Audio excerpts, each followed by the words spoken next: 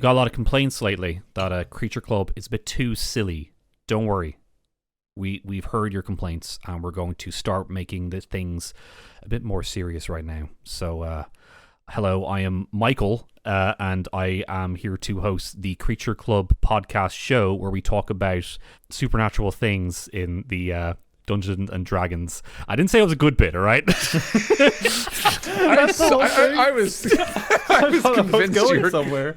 I was convinced you were going to do the introduction to Inside Spontaneous Human Conduction. I'm Mikey GC, lead singer of Iron Maiden, and I don't believe supernatural theories. That's the whole bit. That's the whole bit, yeah. Where I wanted to make things. I was kind of hoping you'd go on to it. I was like, serious. Tim, tell us about the monster, and you'd be like, yes, no problem, Michael. I was going along with it. I would have been, hello, yes, Yeah. this is Timothy, and I am co-host of the Creature Club podcast alongside my friend Michael.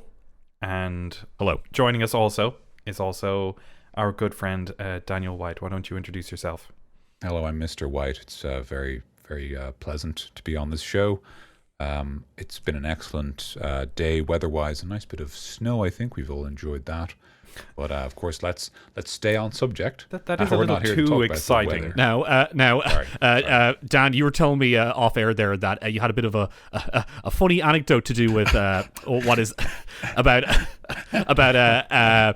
what is it? The monsters in the role-playing games. Is that right? Is that right? I'm glad you brought it up, Mikey. I'm glad you brought it up. It is very good, ladies and gentlemen. It's very good. It's an incredibly good fit. I'm really sorry for throwing you under the bus, Daniel. I don't know if you're an improviser. So. I really liked it, but I wanted to laugh at it because it was so funny. So dumb. What are we doing? Man. No, does it?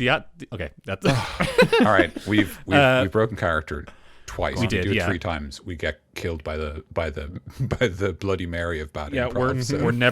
We're never allowed into an improv theater ever again. Yeah, the producer is already pointing several guns at us. Yeah. Several guns.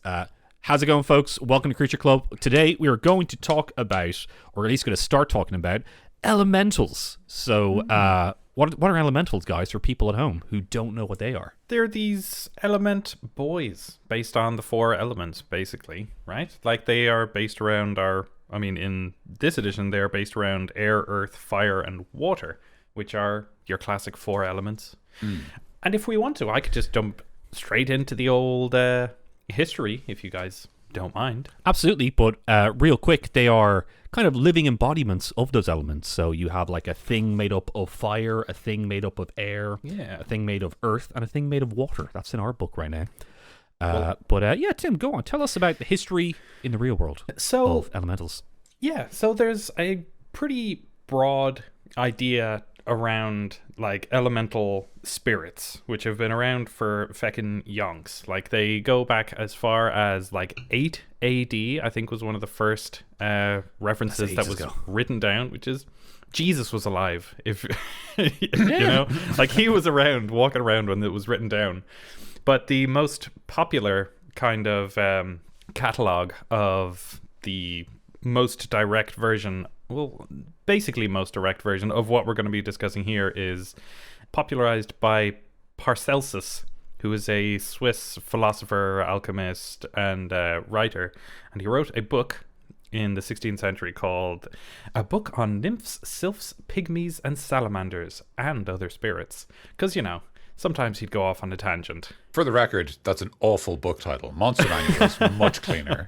Yeah, it is. I disagree. I think it's excellent. It gets exactly what you're going to be working with across. I like the idea of like he shows his friend and like, didn't you want to put some other spirits in there?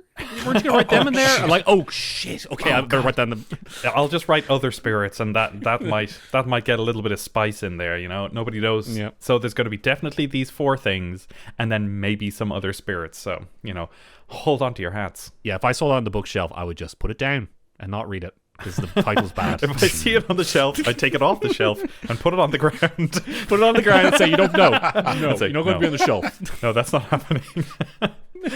So, Right, go ahead, Tim. In Paracelsus's book, he basically drew from various different sources, from folklore of like Greek folklore, there's some from Celtic, there's all kinds of different things, and from animism is one of the most specific things that I could find, which is basically the idea that everything is made up of these 4 like elements, right? And they are animated, and it is the soul in them is their spirit, but they are specifically soulless. Like, they don't have the human soul idea where they live eternally. They do die, and when they are dead, they are gone. But one of the coolest things that he kind of came up with for them was that if they were to marry a human being, then they would gain a soul, and then they would become immortal, which I thought was really, really cool. Do they take the body of the human being they married, or No. do they just like oh, I found love, I'm now immortal, and I'm a human being. Basically. When you hesitated for a second there, Mikey, I thought you were gonna be like, and do they like bone or like? Do they, Do Come elementals? on, Do they? Tim, let's fuck? go into more detail. Tell us more. What do they do The when they're married? saucy details. What do married people do? Well, let me Let me tell you. Taxes So- mostly. basically The narrative of me being the horny one of Creature Club podcast will be maintained. Great on your maintained. tombstone. Yes. We know. yeah, we ran on my tune. So So in this first episode, we're going to talk about the air and the earth elementals. I believe, is that what we're going to be doing? Yes. Yep. Cool, because we're going to break it into 2 parts, and we're going to talk Yes. about the other lads a little bit later. So the earth elementals that I found they were gnomes and pygmies, basically small people who were kind of magical.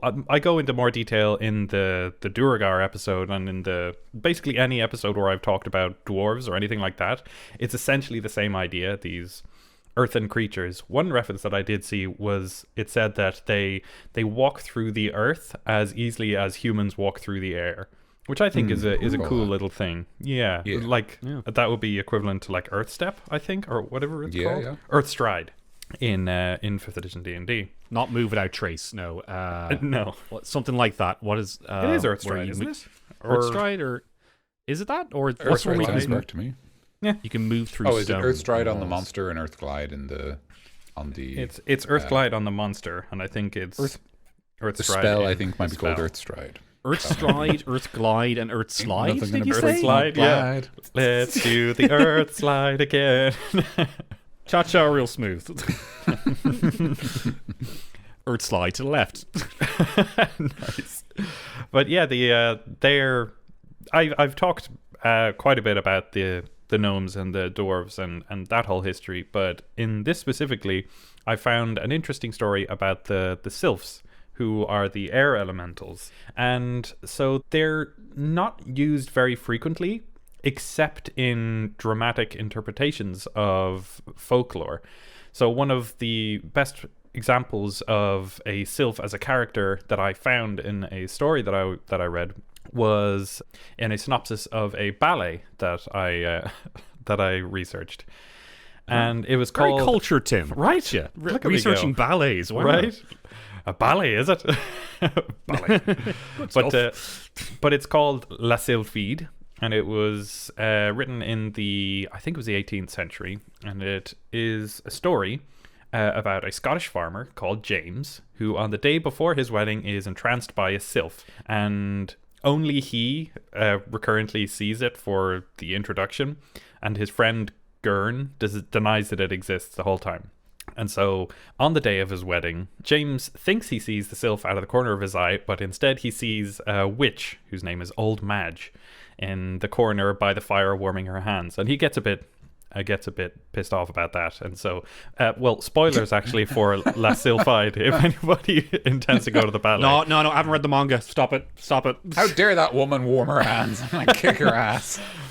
No, she was so. Effie is the name of the wife, and she wants the witch to tell her fortune. The witch complies and says that James is going to die and that Effie is going to marry Gurn. And this pisses them off to no end, so James kicks the witch out of the house, and Effie... Wait, they live together in the house? Yeah, the witch is their roommate. Okay, all right.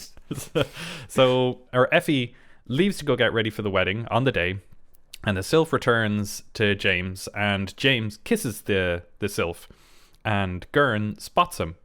And he goes to tell Effie, but when she comes back, the sylph is gone, and no one believes Gurn. So during the wedding, the sylph steals the wedding rings and runs away into the forest, where James runs after without any explanation to the wife or to friends or to the entire party. And Effie sees him run away and is like, "What?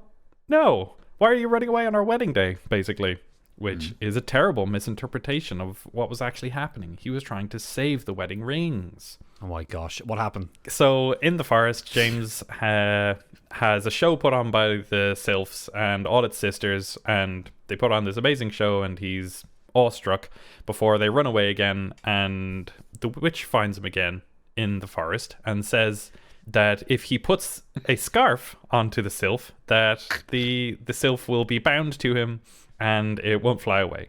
Which is like, I left my vinyls in your place. Can I like come pick them up? Man. Say, Hey, man. Well, you gave me this one for my birthday, so actually it's mine. It's mine. Fine. You left it on the yours. decks. Okay, you can keep Smash Mouth Grey's Hits, but I get everything else now. I'll just buy another copy of Smash Mouth Grey's Hits. So after the scarf is given to James, Gurn and Effie follow along looking around for James, and old Madge goes to Gurn and convinces him to propose to Effie, who is now distraught and thinks that James has run off. And so she accepts, and she's like, "Sure, I was gonna get married today anyway." So Gurn and Effie get married. Wow, that's a fucking Right? wild take on marriage, huh? Jesus Christ. And then James catches up to the sylph and wraps a scarf around the shoulders, at which point the sylph's wings fall off and it dies. And then he then starts to head home, but sees the wedding procession with Gurn and Effie at the head, celebrating and being all lovey-dovey, and then he dies from a broken heart, I presume. Wow, ballet is fucking shit. Is it? I'm really glad that where's the someone invented television, because if I had to watch that, I'd fucking kill myself. Just like, just like God, James, Daniel. like.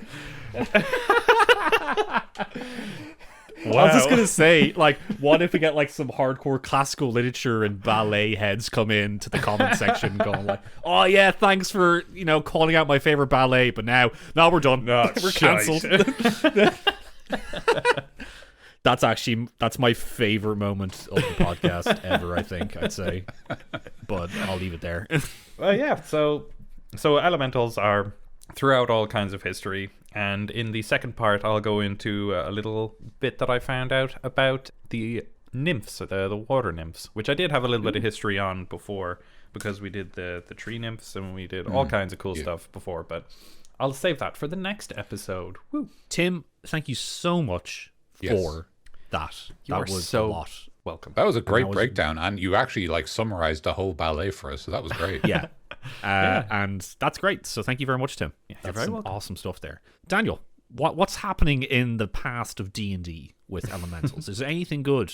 Anything we can use? So there's some interesting stuff, although it is mostly mechanical rather than story or narrative driven material. In terms of, I think I joked briefly about this before we started recording, but the Elementals originally show up in 3rd edition. I think kind of 3rd edition is when they start to sort of nail down their sort of cosmology, all their different planes of existence and all this stuff. Yeah. And as part of that, they introduced these new creatures, the Elementals. We've had creatures with ties to the elements before, but we haven't had like the, big E Elementals. We've had sort of creatures that can maybe manipulate air and water and fire, but the Elementals are sort of distinct in that they are just made of that stuff, rather than being kind of able to manipulate or engage with it. So in 3rd edition, we get all the information we will ever need.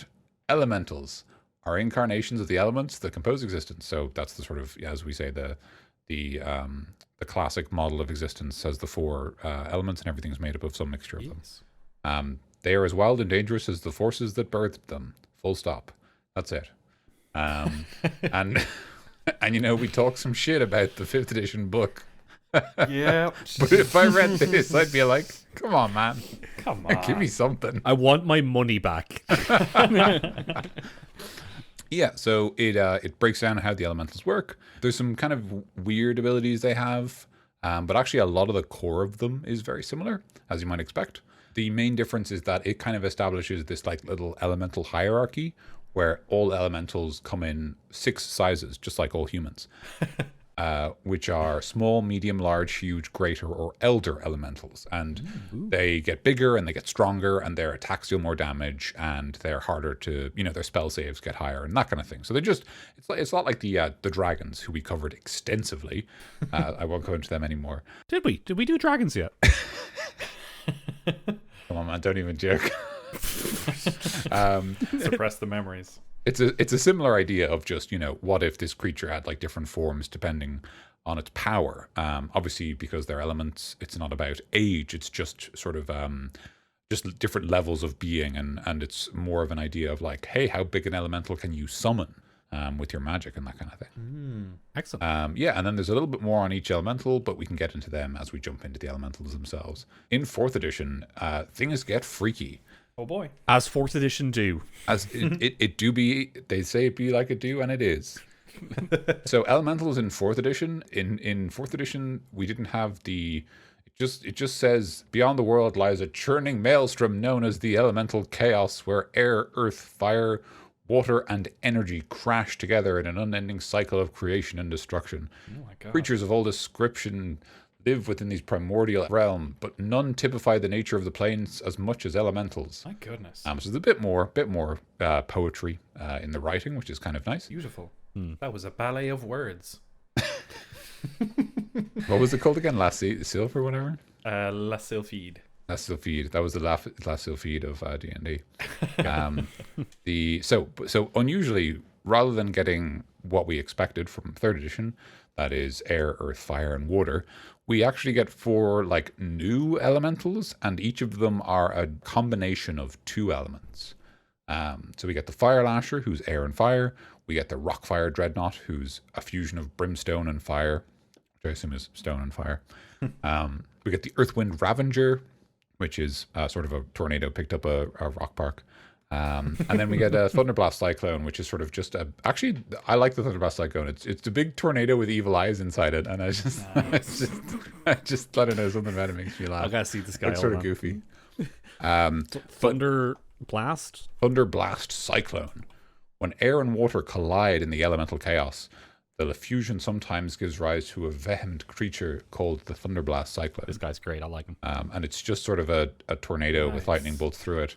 But then, in case you weren't sure that it was a creature, they gave it 2 like red evil eyes, and it just looks kind of funny because it doesn't make any sense. Like they could have just like had dips in the clouds to represent its face, and I think probably like the air elemental does that, but instead they gave it just these 2 red eyes. It's just looks like a Boeing 747 stuck in there or something. Anyway, yeah, so that's 4th edition, and then we get to 5th edition. Everything goes back to normal. There's no such thing as fusion elementals. There's just normal elementals. Everything's fine. Grand. Everything's fine. Get rid of that. Toss it away. No fusion yet. Just like most of 4th edition, as far as Wizards is concerned. Yeah, like what was that? 4th edition? Nah, It never happened. we just skipped from 3 to 5. It was like the iPhone. We did. didn't do a 4. Excellent, Dan. Thank you so much for that. That's plenty of cool stuff in there. Yeah. Not as much, but 4th edition has a lot of nearly cool. much. If you want to bring fusions into your game, you can just take inspiration from Daniel. from 4th edition there. and yeah, we'll say Daniel. Yeah, I am a composite of the 4 fundamental elements. Indeed. That's true, yeah. Or 5 if you include energy. Yeah, and I haven't got a lot of that at the moment, but the rest of them I got. I was going to say, if you want to find inspiration for fusion elementals, then check out the 4th edition book. But now, I guess if it's Daniel, then I guess check out Daniel. Send a message on Twitter. If I've got people waiting outside my house tomorrow, I'm going to have words with you, man. Sorry about that. Yeah. Okay. Cool. Excellent. So, shall we read what's in this? I'll give it a read. Go ahead, What's man. in the book Do that we it. have so far?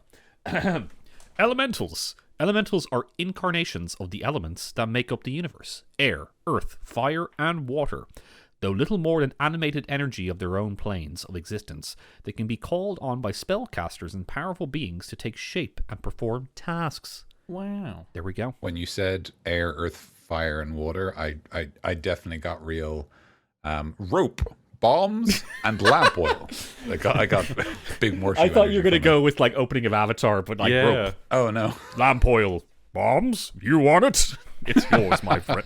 I'm so glad that like the he is becoming a meme again, because that was like I was like YouTube poop like years ago. I was into Zelda CDI memes, but now he's back, Now they're and back. I love it. Yeah, Amazing. It's good stuff. Good stuff. Anyway, yeah, let's read the next one. Living elements. On its home plane, an elemental is a bodiless life force. Its dim consciousness manifests as a physical shape only when focused by the power of magic. That's interesting. That's kind of an interesting thing. So the elemental is just the element, I guess, when it's in its own plane, but it only takes shape, I guess, when it's called into the material plane, really. Weird. Or another plane. That's a fun idea, but makes sense when you think about it. A wild spirit of elemental force has no desire except to course through the element of its native plane. Like beasts of the material plane, these elemental spirits have no society or culture and little sense of being. So, You know what they could do to get a bit of culture? They could make a ballet. they can make a ballet, They yeah. could fight a ballet. I was going to say that some animals do have societies. I don't know if they have cultures, but they have societies. Yeah. They have tribal groups and things like that. Oh, yeah. Together, ape strong. Exactly. Conjured by magic, certain spells and magic items can conjure an elemental, summoning it from the inner planes to the material plane. Elementals instinctively resent being pulled from their native planes and bound into service. A creature that summons an elemental must assert force of will to control it. Whoa. So most of the time when you're summoning something in D&D, you kind of have to do like a check or something to kind of make sure it's kind of listening to you. Do you guys remember the first ever episode of Creature Club? The that we ever did? Aarakocra one? The Aarakocra one? Yeah, Yeah. where they did a little... if you get like 3 of them together, it had a thing where they can fly around and they can summon a air elemental. So How about Yeah. that? Was it 3 or was it 5? I only say that because I know we're being watched intently at all times. 5. Sorry, it's 5. 5 You are being- Aarakocra yeah. within 30 feet. Yep. Incredible. Excellent. Yeah, I wonder, in that episode, I wonder if we said like we'll get to air elementals, and then now we're here. Yeah, That's I fun. wonder how. Man. I'm sure we said a specific amount of time. I wonder if we're close to that. Like, did we say, 3 years down the line when we get to elementals? Ha ha ha. Yeah. Gosh, that would be funny. Wow. I wonder those boys Wow. are different boys than Yeah. Those are we different today. boys. Yeah, those are different boys. Boys, men. Those are different boys. That's what I say every time. I just look at myself in a picture. I'm like, those are different boys. Those are different boys. Those are different boys. It's true, though. That's a different boy. That's on me. Boy, you're right.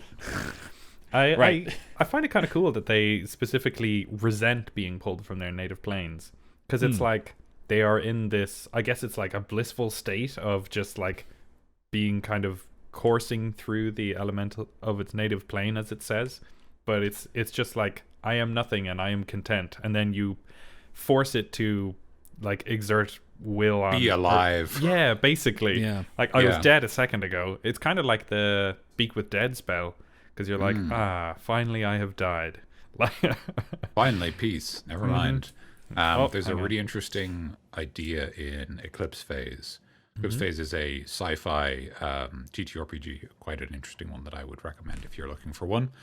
There's a very interesting idea where there's a type of creature called an uplift, where we have taken animals like monkeys and dolphins and octopuses, and we've made their brains bigger and given them a human frame of reference so that we can talk with them. But there are members of those species who are against the practice of uplifting and say, you've shackled us to a human frame of reference. I was a monkey, but now I think like a man. I don't get to think like a monkey anymore. And you didn't leave monkeys alone to figure out how to think in their own unique way while still being as intelligent as you. it's like a forced fake evolution. Yeah, exactly. And it just reminded me of what you said there, like the idea of them being forced into it. Because like, it's interesting as well, because then obviously in Eclipse Phase, they can only make that argument because they've been uplifted. Right. Yeah. But it doesn't mean Yeah, that's like wrong. It's just very interesting. And yeah, just That's the idea that's of like very interesting and cool. Very high concept. lots of great high concept stuff in Eclipse Phase. If you're interested, I would very Yeah, very sci-fi. Like, what if an ape had this head? very properly weird sci-fi that says the laws of physics are the same. We just get more clever, and what happens if we do that? Yeah, and it's that's very cool. cool. So yeah, like that. The idea of like they're like, I wasn't alive until you made me alive here, and I hate you for it. Yeah, now I hate you. Yeah. No, Super cool. We'll talk about that a little bit more later, and probably in the dessert section. Bound and shaped. Powerful magic can bind an elemental spirit into a material template that defines a specific use and function. Invisible stalkers are air elementals bound to a specific form, in the same way that water elementals can be shaped into water weirds. Ooh. What are water weirds? Are they a monster?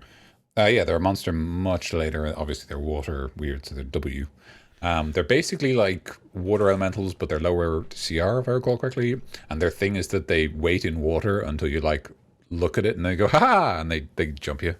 Oh yeah, it's one of those like trap they? monsters. Yeah. Yeah, like a mimic and that kind of thing. It's just like it's just like, it's a fountain and you go, oh, what's in the fountain? And there's maybe a coin or something, and then it jumps you. There's a bit of art where they're just like a sort of a lumpy water shape. The strength of the magic and materials that bind an elemental determines how well the elemental functions in a bound form. Golems are elemental spirits bound to physical forms, but weaker materials such as flesh and clay can't bind elemental power sufficiently.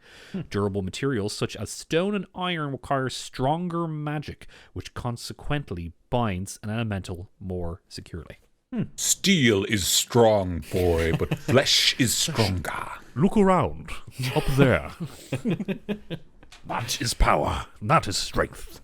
And the most important one, guys. So turn up your earphones. If you're listening to this on the bus, just take out the headphones. Take out your earphones and turn it up on your phone and make sure everyone on the bus is. Everyone needs to hear this. Everyone needs to hear this next part. Elemental nature. An elemental does not require air, food, drink, or sleep. Well, the air elemental requires air. Air elemental is air. Well, if it is air, does it require? Tell them, Mikey. Is water wet?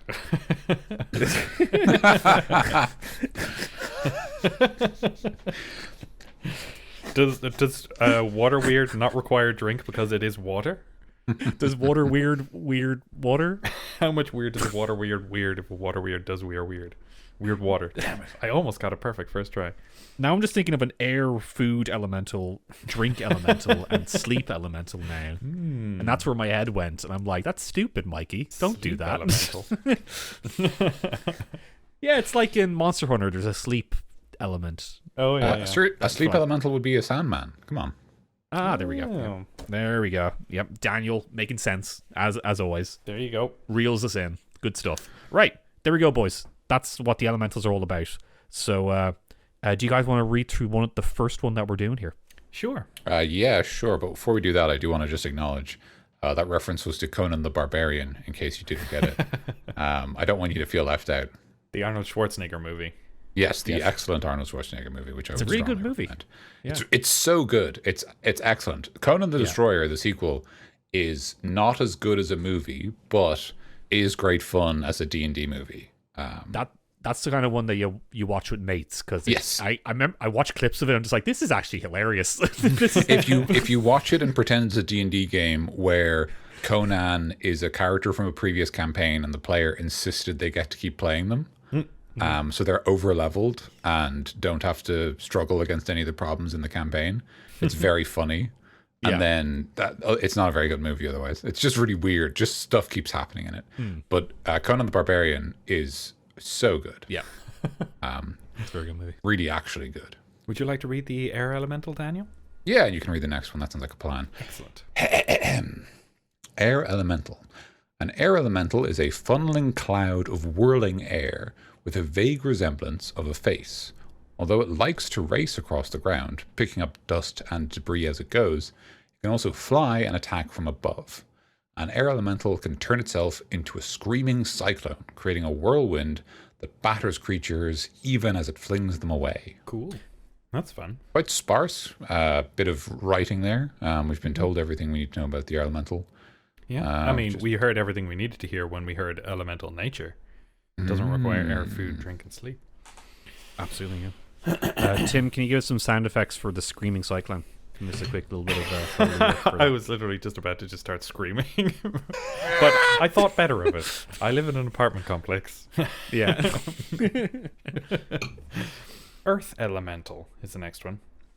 An earth elemental plods forward like a walking hill, club-like arms of jagged stone swinging at its side. Its head and body consist of dirt and stone, occasionally set with chunks of metal, gems, and bright minerals. The earth elementals glide through rock and earth as though they were liquid. Earthbound creatures have much to fear from an earth elemental, since the elemental can pinpoint the precise location of any foe that stands on solid ground in its vicinity. Incredible. Incredible. Very good. It's just like Toph. Just I was going to say, just like Tom. Yeah. When you read the earth elementals glide through rock and earth as though they were liquid, I did think of Liquid Snake. Liquid.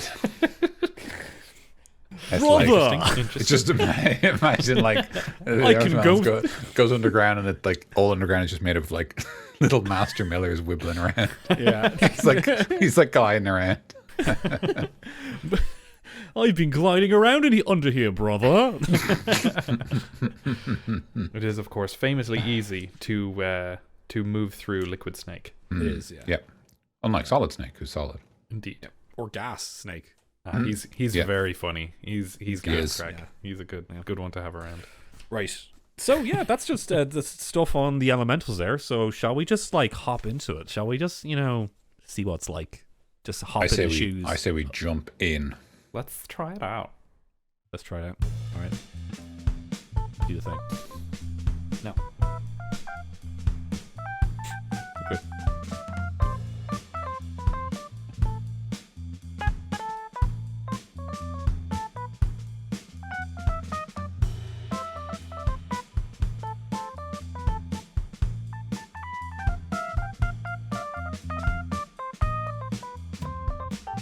Air elemental. Ah. Large elemental.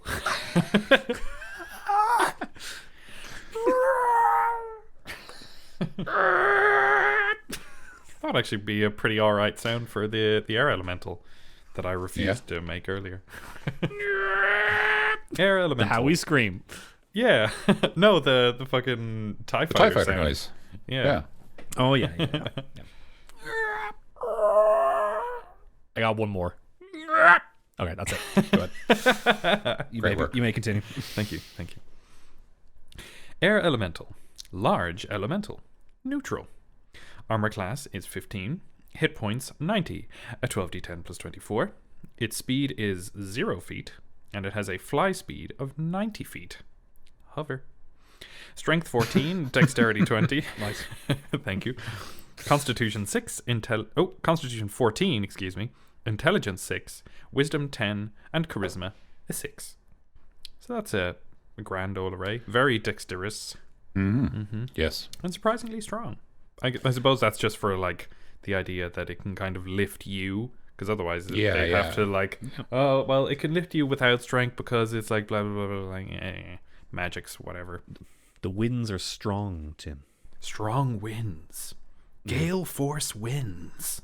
Yeah. Exactly, yeah. Damage resistances. Lightning, thunder, bludgeoning, piercing, and slashing from non-magical attacks. It has damage immunity to poison. It has condition immunity to exhaustion, being grappled, being paralyzed, petrified, poisoned, prone, restrained, and unconscious. So it can't go unconscious. I guess that means it's just banished when you knock it down to 0. Or dead, I guess. Yeah, exactly. Like it's just dismissed. So like you can't use abilities like sleep or I think eye bite also has an ability to knock people unconscious. So it's like you can't use things like that to knock out this creature. It can't be made to sleep because it's a bit of air. Yeah. Fair enough. It's just a bunch of gas. It's all just hot air. Senses. It has dark vision up to 60 feet and a passive perception of 10. It'd make a good politician. Full of hot air.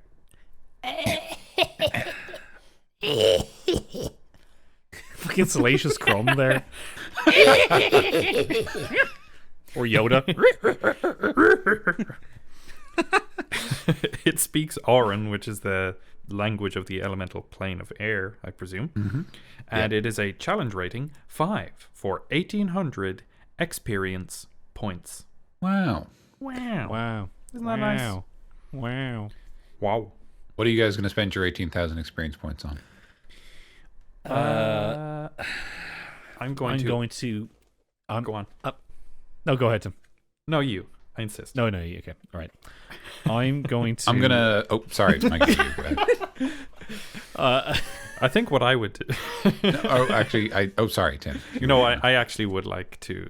I think I really might like actually. that's- Oh, no, sorry, I I'm didn't so- know. oh, sorry. Go ahead, you. Audio cut out no, for you me go- there, no, so you I go. thought you guys were talking. Sorry, I think. Oh, hang on. Sorry, I just heard Sorry. Mikey there. Sorry. Go ahead. Go ahead. I will. No, you go ahead. I think it would be really you good can if. really. The thing is, no matter what I say now, nothing's going to be as funny as what's happening. As what's happening. Yeah, I'm going to go to GameStop and buy Assassin's Creed 2. Nice. That's a good one. Yeah. That is a good one. Mm-hmm. I really liked Assassin's Creed 2. I really liked how when I played Assassin's Creed 1, I was like, wow, this game's really cool and exciting. And then I played 2 and I was like, wow, they really added a lot. And I feel like this is a good sequel. You know? Yeah. Yeah. Actually, yeah, when I was like, this one's much better than the first one. And Yeah. there's a lot of Yeah, stuff yeah. in there. It's cool. I actually, here's my Assassin's Creed 2 story, guys. Go on. I was young. I was a young lad. I think I was 16 years old when the game came out. And the PEGI rating was 16. Or the PEGI was 18. But I think one of the ratings on it was like... Peggy 18. Yeah, I don't know which one it was. I think actually the PEGI was 18, but like there's another rating that said like 15 under it. And then I picked up one that said 15. I was like, I'd like to buy this, please. And like, sure. It's like I'm 16 years. I'm a man. I'm a man. You know, I can buy Assassin's Creed 2. Yes. And then the lad behind the desk, he's like, sorry, it's 18. So I can't give it to you. I was in my school uniform. Yeah, of course. I was like, but it says 15. It's like, nah, man, it's actually 18s. And then I was so sad. And then I got like my brother to buy it for me, so it was fine. He wasn't even 18 at the time, I think. So. Oh my god. Or I think he might have been actually. Or my mom got it for me. Maybe I was like, I have this, mom. Cheers, Kathleen. Cool, Yeah, mom. thank you. Very cool. Yeah. I would have spent my experience points on a cool arrow. Oh, that's a really good idea. It's not functional. Cool Arrow is my favorite. DC hero. Cool arrow. Yeah. Oh, I was actually okay.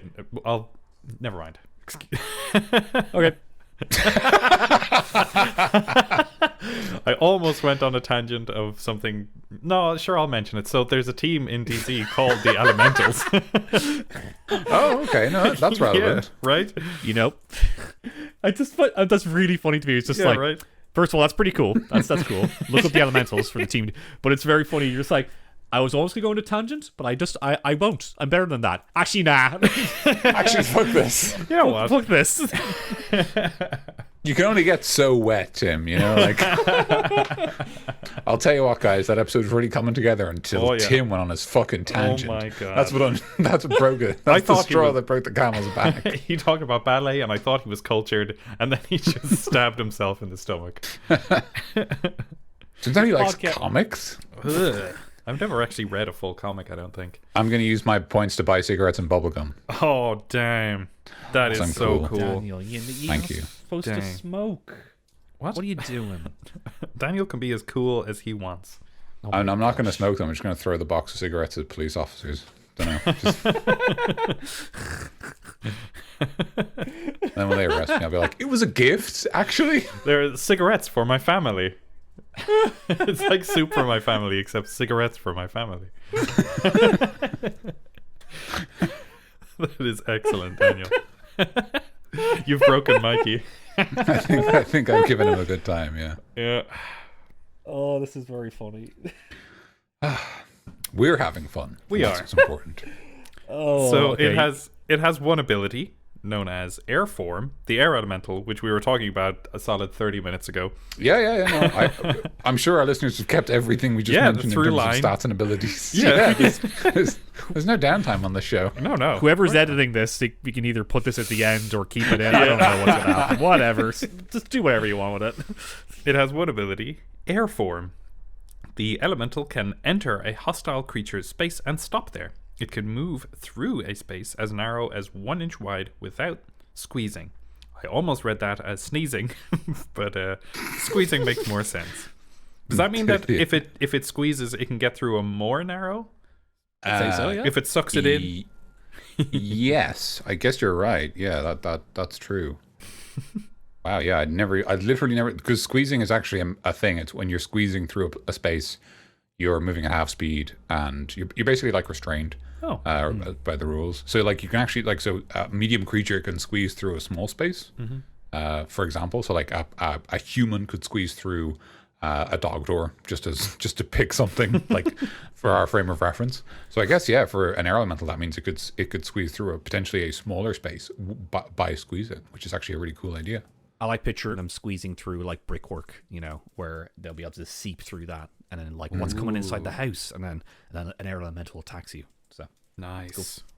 Cool. But it can, if it is restrained with that and it gets half speed, it is still moving at 45 feet per round. Yeah, much faster than a person. Yeah. Yep. But that's still pretty rad. I shall continue reading. Go ahead, please do. Actions. It has a multi-attack. The elemental makes 2 slam attacks. And the slam attack is defined as a melee weapon attack with +8 to hit, a reach of 5 feet, a single target, and the hit is 14 at 2d8 plus 5, bludgeoning damage. It also has a special recharge ability on a 4 to 6, which is a rare one, which is a 50% chance. Yeah, good odds. Each creature in the elemental space... Oh, sorry, it's called Whirlwind. Each creature in the elemental space must make a DC 13 saving throw. On a failure, the target takes 15 at 3d8 plus 2 bludgeoning damage, and is flung up to 20 feet away from the elemental in a random direction and knocked prone. If a thrown target strikes an object, such as a wall or floor, the target takes 3 at 1d6 bludgeoning damage for every 10 feet it was thrown. If the target is thrown at another creature, that creature must succeed on a DC 13 dexterity saving throw or take the same damage and be knocked prone. If the saving throw is successful, the target takes half the bludgeoning damage and isn't flung away or knocked prone. That's pretty cool. Yeah, lots going on That's there. a lot of words. It is. you did well though, Tim. Thank you. You did. I felt like I read that very well. I would absolutely agree. Thank you. And I would agree that it's wordy, but in its defense, it feels like it does that to be very clear. So like once you read it, you kind of go, okay, I understand what happens. Yeah. It's just that like the language of D&D means you have to sort of explain yourself. And I do feel like that is a question that would be asked. If it was just like, oh, you're thrown 20 feet, and then someone goes, well, there's a wall that direction. They're going to, yeah, exactly. Or wait, they're going to land at me. Can I catch them or something? It's like, well, now you have to have answers to those questions. Yep. Yeah. And the answer is maybe. You can catch them, but you'll take damage. How's the air elemental stat block, guys? What do we think of this stat block? It's pretty reasonable. Yeah, I like Whirlwind a lot. I think that's a fun ability. And it's a 4 to 6, so I'd say you'd be using it a lot. You know, Whirlwind. I will actually just quickly reference 3rd edition, because 3rd edition has the same ability, Whirlwind, although it's the rules text is so long. It is easily 3 times the length of that rules text. Wow, so I will not read it in full, obviously. It's fundamentally the same idea, except for instead of it being an action to do it, right? To just go, oh, I do a whirlwind attack. It's actually that the elemental transforms into a whirlwind. Ooh. And as long as it's a whirlwind, it acts like that and basically gets to spin around the battlefield and annoy people. Cool. And like it's basically like the rules are so long that it must be a nightmare to deal with. But oh my god. There's a whole paragraph that explains what happens if the whirlwind's base is touching the ground. All right, I'm not kidding. I'm not going to read it. I won't read any of it. I'm serious. But like, Very good. so it's very technical. But the idea of, instead of it being like an active ability that you recharge on a 4 to 6, maybe the idea that it's a form the air elemental enters is kind of cool. The balancing in 3rd edition is basically that as long as the air elemental is in whirlwind form, it can't do anything else. It can't actually make any slam attacks. Okay. It literally is just like, basically it becomes literally, right, like an elemental hazard. Yeah, nice. Something in the battlefield the party have to deal with, rather than actually being kind of a monster in a conventional sense. Less active. Yes, exactly, yeah. Which also potentially means it might be a cool addition to an otherwise quite complicated fight. If you had, say, the enemy wizard summon an air elemental, and then the air elemental, rather than being another thing that rolls initiative and does stuff, if it just turned into a whirlwind, and then the party just have to deal with a whirlwind. Yeah. Something you could do with that is you could even like have it be stationary, and then on initiative count 20, you could roll a directional dice and send it like 10 feet that in would that be direction. very fun. Yeah. It just like literally just rolls through the battlefield randomly. Yeah. That'd be so much fun. That's a great idea, Tim. Yeah. I'll also mention one last thing, which is that it had all the elementals have an ability like this in 3rd edition. The elemental one is kind of this air one is worth mentioning just because it's kind of interesting. Air mastery: airborne creatures take a -1 penalty to attack and damage rolls against an air elemental. In other words, if you're on its home turf, you're at a disadvantage. So that could be a cool ability as well, potentially for like an elder air elemental or one who's more familiar with its form. That to sort of, that could be a cool way, because it's got fly, it's got hover, it's very airborne.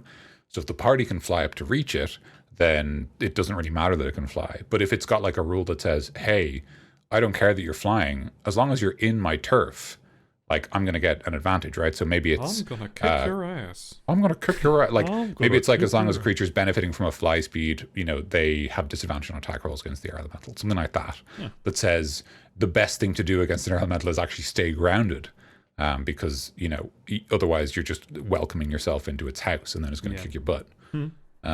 So that could be an interesting idea, potentially not necessarily for every air elemental, but maybe for one that's supposed to be like a little more dangerous, a little more experienced, or maybe if you want to, again, with like with the whirlwind, re-emphasize that notion of kind of environmental hazard. If it's like, oh, if you fly to go and hit this creature with your sword, you have disadvantage on attack rolls because you're flying, idiot, and it's an air elemental. Air elemental is a good example of a monster that does the one thing that is really cool, and it's generally a good stat block. But the one thing it does is whirlwind, and you'll want to do that to show off your players that this monster does a cool thing and a strange ability. But that'll be probably the only thing you'll be using, or the only thing you'll really get to use before your players beat it up with their magic swords. But it's cool. It's a great ability. I really like it. So definitely make sure you use Whirlwind when you're using this monster. Yes, agreed. Next up is the Earth Elemental. Large Elemental, neutral, armor class 17, and that's natural armor. Weirdly, they don't specify that with the I guess it's because it's just the Dex mod. So they're just clarifying why it gets that. Hit points, 126. It's quite a good number. That's it's actually just, it's 12d10. And 60 from that big con mod that we'll get to. It's got 2 speeds. There were only 2 speeds, like Vin Diesel. Because they're both 30 feet. You made that joke before. Hey. Are you guys repeating material? Recycling old material? Yeah. Get out of here. Get out. We're trying to be eco-friendly. Unlike the Fast and Furious franchise. The EPA says we can only do so many jokes a year. We've met our limit already, and it's February. Already, yeah. It's February. We're going to get blacklisted. So it says 2 speeds, 30 feet, regular speed, normal speed for walking and or running places, and 30 feet of burrow. Burrow is sort of digging, going through undergrounds. Moles and stuff have it, but this one has it too, but in a special form that we'll get to. We've kind of mentioned it already in the description, but might be a rule about it too. Oh, let's see. Strength 20, dexterity 8, con 20. Okay, we know what you like. Int 5, it's stupider than an air elemental, which is rude. Wisdom 10 and charisma 5. It's also uglier than an air elemental. That's out of order, D&D. This is such a min-maxed character. 20 strength, 20 con. Yeah. And whatever, I don't care about the rest.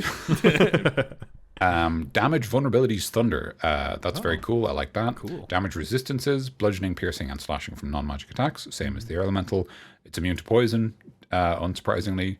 Condition immunities, exhaustion, paralyzed, petrified, poisoned, and unconscious. Unlike the air elemental, it can be grappled and shoved and made prone because it's made of rocks and not of wind.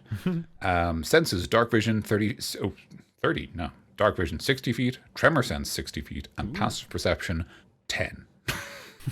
That's right. I see through all your lies.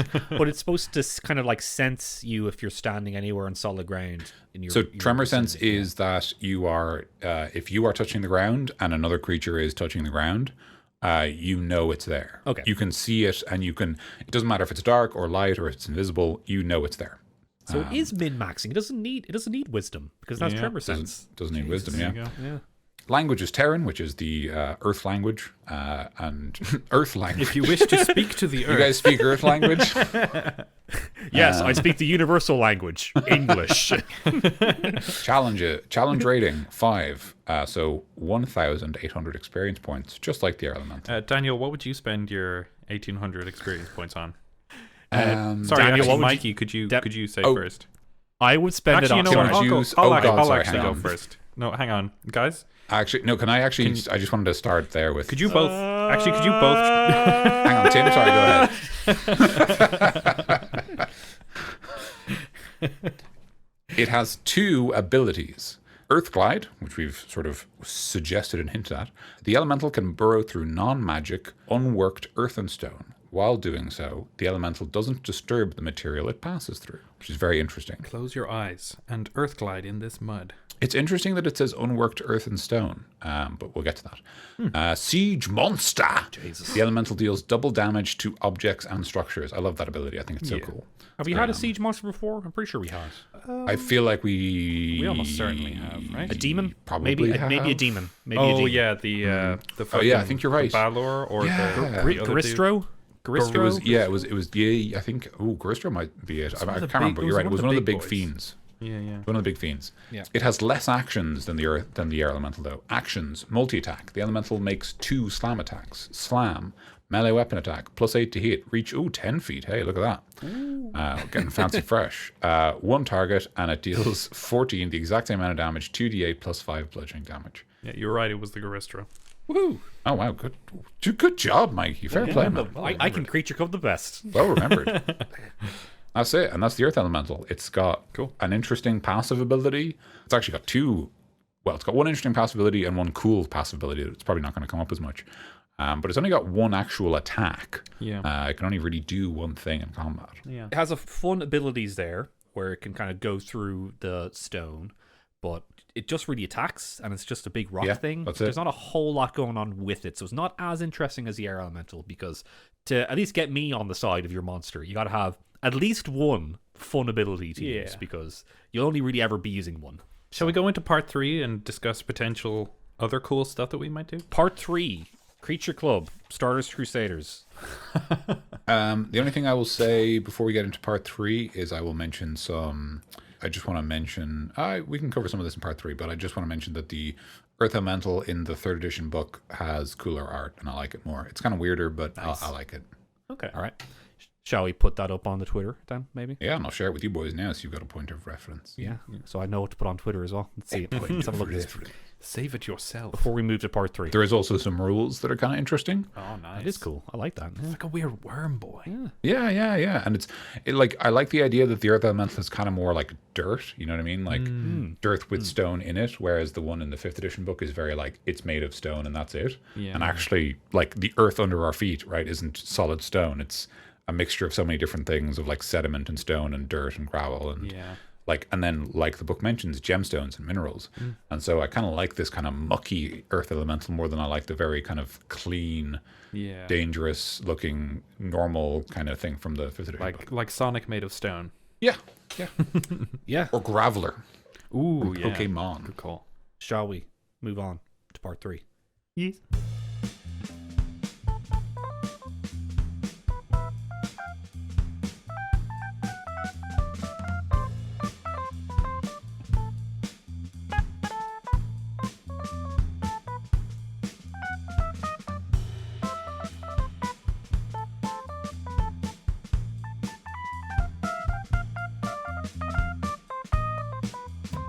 Hey, Tim. Mm-hmm. What would you spend your 1,800 I would spend them on getting another Earth Elemental. Oh, that's a great idea. Then you have a Yeah. friend. No, and then I could fight him again and get 1,800 more experience. No. That's a different idea. Wait, then you That's have how this. you get wait, what? unlimited You wouldn't have any levels. more experience. Oh, never mind. It's a zero-sum game. But yeah, so I had a few thoughts about these guys that I'm sure it was just for the sake of fitting them all onto the 2 pages, but there could definitely be some more cool actions. It looks like they just kind of gave us a middle-of-the-road, I agree. cool elemental guy. I also agree. But I think, like, You could have the earth elemental. You could have him like shoot rocks at you, or even gem encrusted spikes. Yep, gem encrusted spikes, classic one. Throw rocks at you. Like Yes. Oh yeah. like giants can do that. How come, Giants can do that. how Yeah. come Earth Elementals can't do that? Like, because I looked at the giants, and that's really one of the only things they can do is throw rocks at you. So how come this Earth Elemental can't do it? Spoilers. Sorry, man. Yeah, but yeah, no, you're right. That's literally almost giants can do. So in that vein, I will just mention there's obviously this one has tremor sense. In third edition, like the air elemental's air mastery, the earth elemental has earth mastery, which is actually much stronger. An earth elemental gains a +1 bonus to attack and damage rolls if both it and its foe are touching the ground. Wow. So if you can imagine, that is most of the time. Although in fairness, it does actually have a little bit of balance. It says if an opponent is airborne or waterborne, the elemental takes a -4 penalty. Dang. So in other words, if you're on land, they have a little bonus, but if you're in the water or in the air, they have disadvantage. So obviously, it's like a much bigger penalty if you're not in their element. Cool. Which is interesting as well. I kind of like the difference between the air elemental punishing you for being in its territory, and the earth elemental just being more dangerous when you're next to it, and you have to sort of almost like just dive in the river to get away from it. And now you're like, but why am I in the water? Yeah.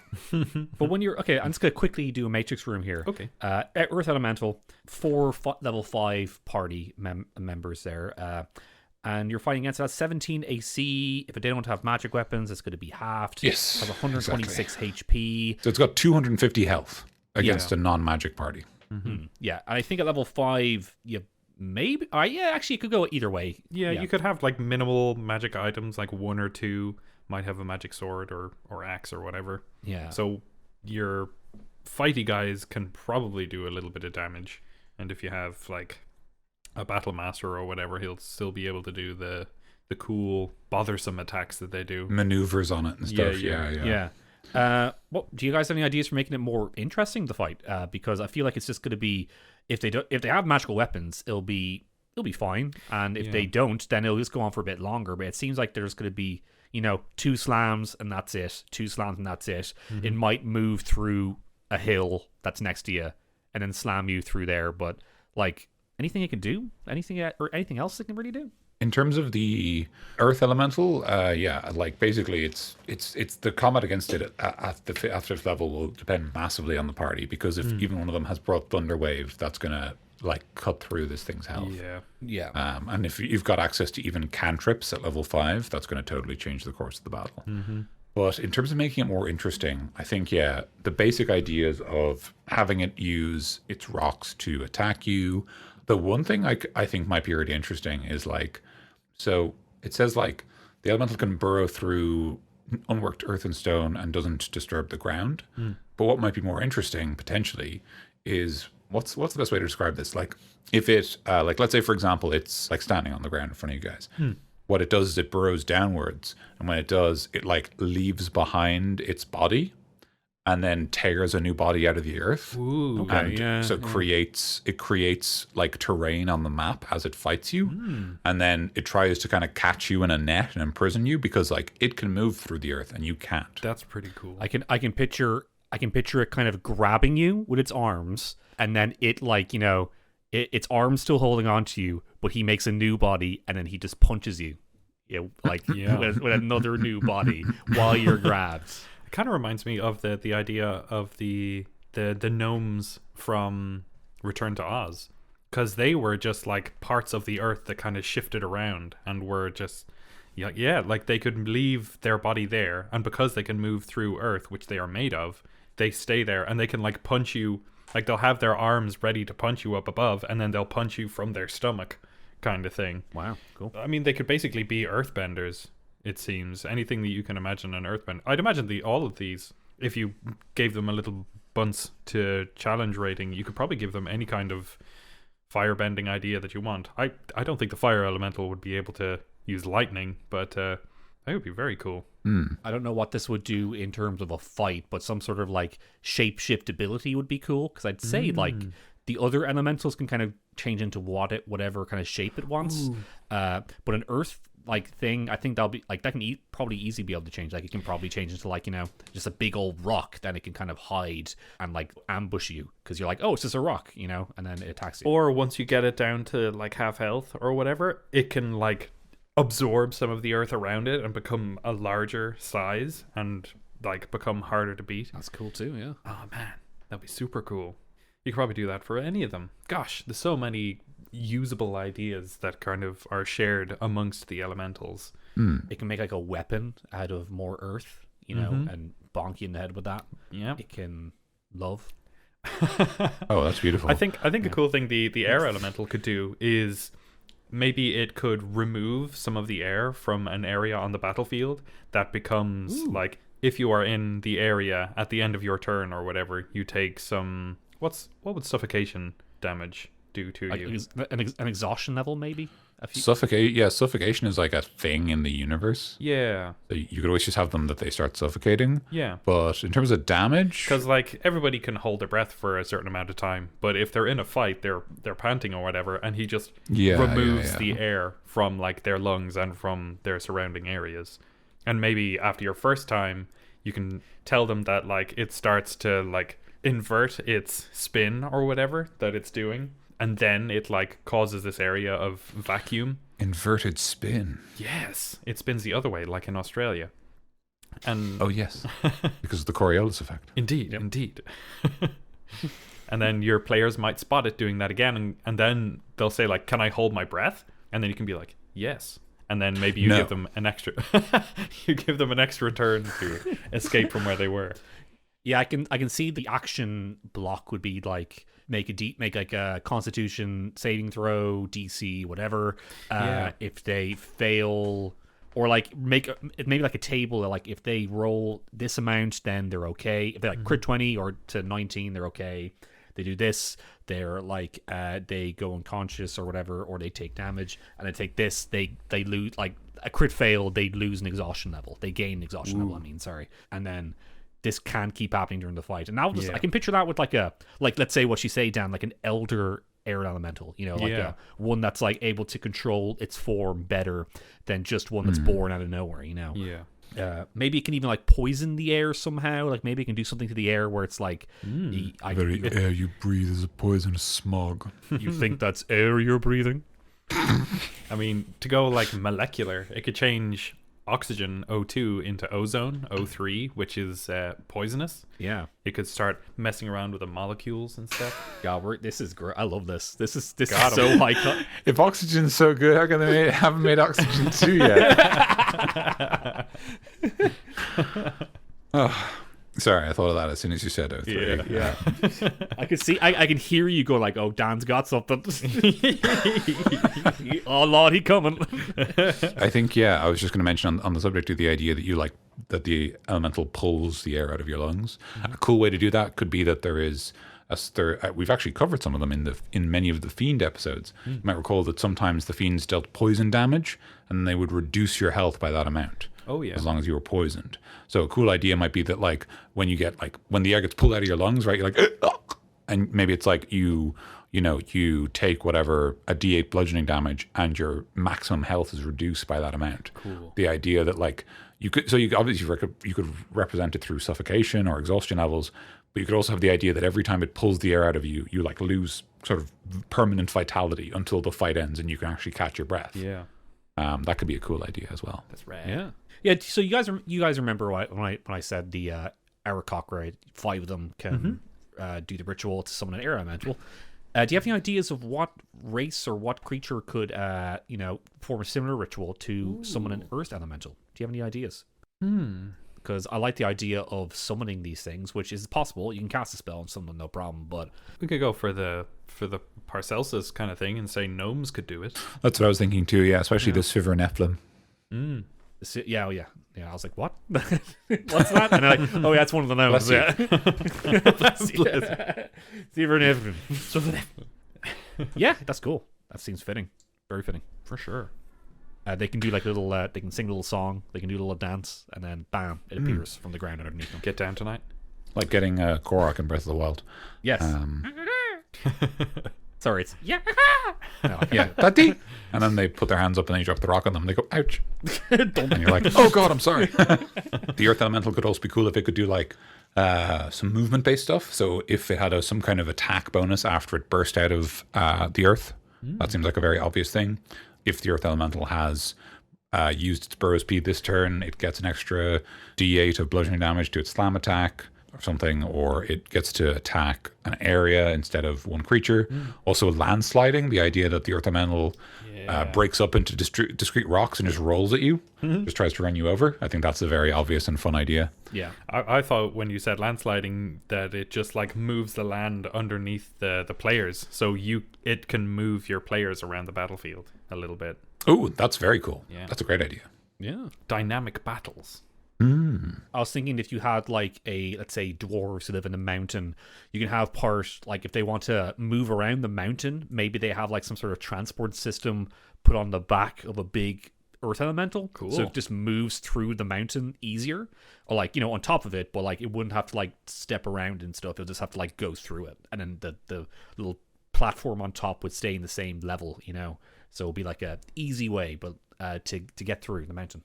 Or it's like an earth elemental and you have like a diving bell inside it, and then it uses its burrow speed to go through the mountain. That's fun too. Yeah, that's cool. And you just can't see because you're in earth. So why would you be able to see anything? You just get told we're here, and you're like, what? And you can also have your earth elementals kind of guard your mountain, and then if, you know, a band of adventurers come by, you can start making an avalanche happen, and then one of them can just yell, "It's Saruman!" And then that scream brings down the mountain and Yeah. kills your entire party. Gandalf, what are you doing? Guys, we have to be quiet. Well, I like him. I do too, and I'm excited to move on to the next episode. Yes. Oh, nice one there, Tim. And then I think we can even have like because we gave a little bit of history and read the start, and in this episode we can spend a little more time at the end of next episode talking more about all of them all together. Yeah, I agree with that. I'm gonna be honest with you, that's pretty cool. Hey, That's a I agree. pretty hip hop way of thinking. hey, Mikey, can I be honest with you? You're pretty cool. Yeah. Oh, thank you very much. Oh, that's nice. Thank you very much, Tim. That's very nice of you. Yeah. Do you want to call it there for today's episode of Creature think Club so. Podcast? Thank you I very think much. so too. I think it's quite reasonable. That's quite reasonable. All right, guys, thank you so much for listening to Creature Club Podcast. We have a lot of things and links and stuff. What are they? Hey, you fucking tell them like you kick their ass. I'll Do it. Get them. Yeah, no, we have creatureclubpodcast.com is our website. You can go there. You can go to the contact us form. You can send us questions. You can send us questions. Just one Only queries. one hero. Only one Choose hero. wisely. You can send us questions and queries and your own homebrews if you want to show it off to us. Oh, yeah. And if you want to be in a possible homebrew episode, which will happen. I promise it will Someday. happen some point. You We're heard gonna it. do Mikey again. promised it. He has to do it now. No, it will definitely happen. When, I don't know, but I hope it happens soon. We want to do it soon anyway. Yeah. But if you want to be in the episode, there's still time for you to do that. If you want to send in Yes. your stuff and share it to the world, to the Creature Club listeners out there. Only if you want to. But That's the entire world. That's the entire world. When you send it, and this is sort of bookkeeping, but when you send it, please just add whether it's cool if we put it in a document and give it out to other listeners. We kind of assume it is, but we always want to check first. Yes. And if you could preempt that, that'd be spectacular. That'd be great. Yeah, sometimes people want to just send us homebrews like, hey, check out my homebrew, and they Yes, just want to yeah. show it to us, and that's fine. And You that's can- fine. You can do that as you want, but and we will, of course, if you do that and you don't say anything, we will still contact you and say, is it okay if we Yep, put it in absolutely. there? We But if you always just do. want to say, hey, I would like to be in the homebrew special, and I Exactly. don't mind being in the document, so here you go. Just let us know. Yeah, if you tell us first, then we know, and if you don't tell us, we always ask. So Yeah. you know, it doesn't actually affect it. It just is handy for us to know. Yes. Is all. And the document is absolutely free, completely Yes, of free. course. We're not going to be making money off it. No. It's not going to do any pay what you want stuff. We're just going to be No, free. no. So don't worry about that. We're not stealing your ideas and taking money off it. We're losing money. Yeah, we're literally losing money doing this. I'm eating €5 right now. Wow, that's very unhealthy. Right on the chin. Yeah, it's really unsanitary. Yeah, so you can do that. We have a Twitter at Creature Club Pod, or if you just look up Creature Club Podcast, you can go there. You can talk to us, send us a tweet, and say hello. Follow us there, and subscribe to us and follow us on whatever podcasting forum you're doing, and consider telling a friend about our podcast to another friend of yours who likes D&D and who wants some more ideas. Yeah. Yep. Or if you're like, after listening to this episode, like, I can't recommend this to another person, that's fair. Don't feel that's normal. That's a normal reaction. That means you're still feeling. Absolutely. But if you could leave a review, that'd be great. Because Review. reviews tell the things that do stuff. Hey, these people are good, and we should maybe recommend them to other people. And that's dead handy. And one last thing before we go. Daniel, you have been doing something recently. Would you like to plug your thing? I'd love to plug my thing. Thank you. I'm sorry. the Creature Club porno, everyone. Yeah, it's finally here. Here. We have had to set up a separate inbox just to deal with the requests, and we finally got it together, and we made one. gosh. So that'll be available on all good porn sites and some bad ones. Yep. So to return to the land of reality, I have made a thing. I've written a document. It's called Heidal's Tome of the Esoteric. It's actually not a tome. It's about 20 odd pages. It's a short collection of character options for 5th edition Dungeons and Dragons. There is 2 paladin subclasses, 1 fighter subclass. And then I've reworked the ranger and the monk. So I've made revisions of those. Those revisions are compatible with all existing subclasses, because I always think it's weird when a revision doesn't do that. But there's also a new subclass for both of them, just in case. And also there is the Warlord, which is a class from 4th edition that I think everyone loved. But it wasn't allowed in 5th edition, I think, as part of the sort of aforementioned, we never made a 4th edition. Yeah, and also there's like no more new classes, basically. We got the Artificer, and who was asking for the Artificer? Anyway, we got it. It's fine. I'm not complaining. It's fine. I don't actually dislike it. I've played one. You played an Artificer, yeah. I did, and I had a good time, but it's just baffling. But they can't, decide what they want Artificer to do. They're just like, No. it makes a big animal, and now it has guns. It's Iron Man. I don't know what you want from me. Leave us alone. Stop calling us. It's so hot in the office. So I've made a class called the Warlord. It's a full 20 level class with 3 subclasses. It's a fully martial kind of leader archetype. No spell casting here. Just swords and steel and blood, and yelling at things and saying, use your sword, friend, or hey, you, don't get hit by that attack. And it sometimes works, just like real leadership. And you can check that out. It's up on the DM's Guild. It's pay what you want, but do not feel like you have to pay me. I did that because I wanted to make a 420 joke. It's extremely funny. I'm so glad people found that funny, because I did it, and I was like, and then I actually looked at the website and I was like, wow, they really want you to pay 420, and I just wanted to write 420 in a box sponsored by Wizards. That's all I wanted. Yeah. So please don't feel like you have to pay me anything. I'm very comfortable, and finances are not doing so well everywhere across the world because of a lot of important and dangerous things. And get it for free. If you want to support me, hey, recommend it to someone else or leave a review. And feel free to take the gloves off and give me a slap if you're like, this monk subclass is an arse.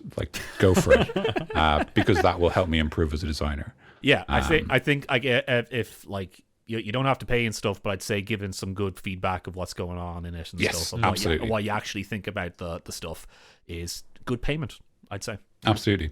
And we'll probably put a link to that in the description of this episode. But if we don't, you can find it on DM's Guild. Or it's also a pinned tweet on the Twitter right now, so it is. If you go on the Twitter. Of course. Yeah. Thank you very much. Cool beans. Absolutely. Well, let's leave it there, guys. Next time in Creature Club, we're going to go to part 2 of the Elementals, the Fire Elemental and the Water Elementals. So make sure you are there for that. Don't miss that. Yeah, thank you so much, everybody, for listening to this. I have been Mikey. I've been Tim. And I've been Dan. Stay cool.